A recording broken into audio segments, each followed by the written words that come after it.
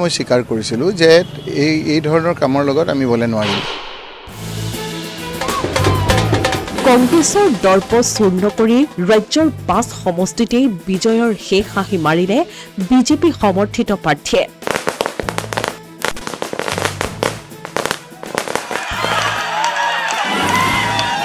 মিত্ৰতা ভংগ কৰি 5 সমষ্টিত প্ৰাৰ্থী প্ৰক্ষেপ কৰিও পৰাজয় স্বীকাৰ কংগ্ৰেছৰ। মই যি ৰায় হৈছে গণতন্ত্ৰ এইটো মানি লৈছোঁ আৰু নতুন বিধায়কক মই অভিনন্দন জ্ঞাপন কৰিছোঁ।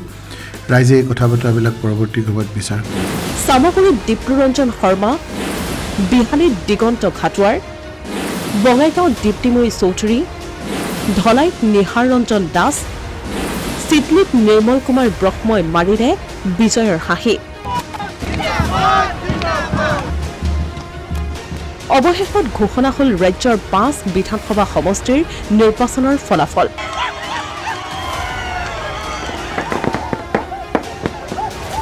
এই নিৰ্বাচনৰ ফলাফলে কাৰোবাৰ মুখত হাঁহি বিৰিঙালেও আন কাৰোবাৰ দখলত থকা সমষ্টিত ঘটালে পতন।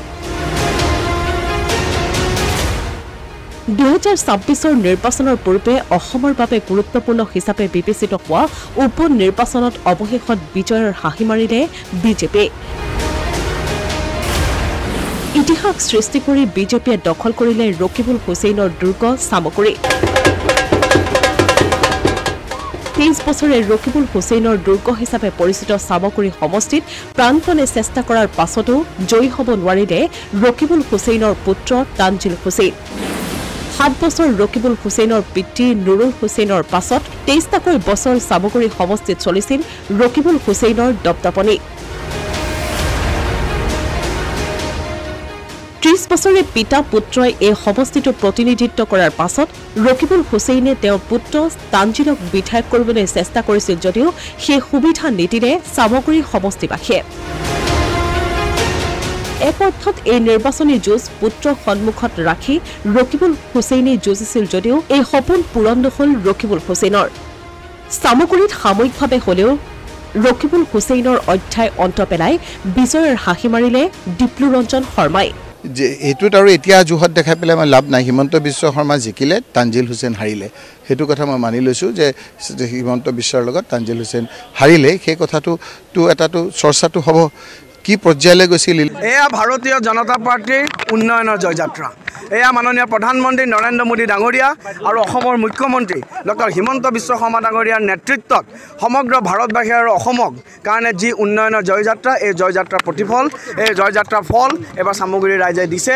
চামগুৰিবাসীৰ ৰাইজে আমাক আস্থা ৰাখিছে, আমাৰ ওপৰত বিশ্বাস ৰাখিছে। মই চামগুৰিবাসীৰ ৰাইজৰ চৰণত মই মোৰ কোটি কোটি প্ৰণাম জনাইছোঁ আৰু মই তেওঁলোকক এটাই প্ৰতিশ্ৰুতি দিছোঁ, তেওঁলোকৰ যি বিশ্বাস, সেই বিশ্বাস মই কেতিয়াও ভাঙিব নিদিম। ইফালে দিল্লীত থকা প্ৰভাৱ আৰু ৰাহুল গান্ধীৰ সৈতে থকা সুসম্পৰ্কৰ বাবেই আগদিনা কংগ্ৰেছত যোগ দিয়া এজন ব্যক্তিক বিহালীত প্ৰাৰ্থিত্ব প্ৰদান কৰিব লগা হৈছিল কংগ্ৰেছ দলে। অসম সন্মিলিত মৰ্চা ত্যাগ কৰি কংগ্ৰেছৰ পৰা জয়ন্ত বৰাক প্ৰাৰ্থিত্ব প্ৰদান কৰি সমষ্টিটোৰ পৰা জয়ী কৰি নিয়াৰ দায়িত্ব লৈছিল গৌৰৱ গগৈয়ে। কিন্তু ফলাফলত গৌৰৱ গগৈয়ে ভবাৰ দৰে ৰাজনৈতিক অংক আৰু সমীকৰণবোৰৰ উত্তৰ নোলাল।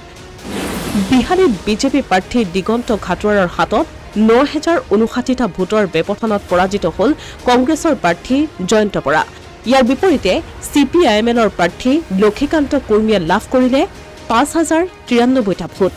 সমষ্টিৰ দায়িত্ব আমি লৈছোঁ আৰু ক'ৰবাত নে ক'ৰবাত ফলাফলৰ পৰা যদি মই চাওঁ, ইয়াৰ পূৰ্বে যিমান বিহালীত নিৰ্বাচন হৈছে, কংগ্ৰেছে এনেধৰণৰ ভোট ইয়াৰ পূৰ্বে পোৱা নাই।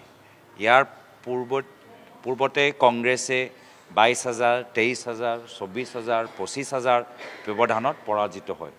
আৰু ক'ৰবাত যে বিহালীত তেওঁলোকে মাত্ৰ য'ত বিজেপি ভাবিছিল, কিছুমানে চেনেলত কৈছিলে 20,০০০, 25,০০০, 30,০০০ ভোটত ওলাই যাব, আজি ক'ৰবাত নে ক'ৰবাত এই যে বিজয় মাৰ্জিন লৈ যে বিজেপি খুব যে সন্তুষ্ট হ'ব লাগে মই নাভাবোঁ।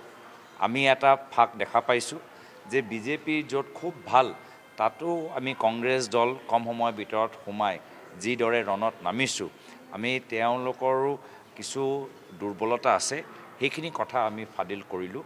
আৰু এই ক্ষেত্ৰত বিহালী ৰাইজে আমাক যথেষ্ট মৰম আৰু আশীৰ্বাদ প্ৰদান কৰিলে।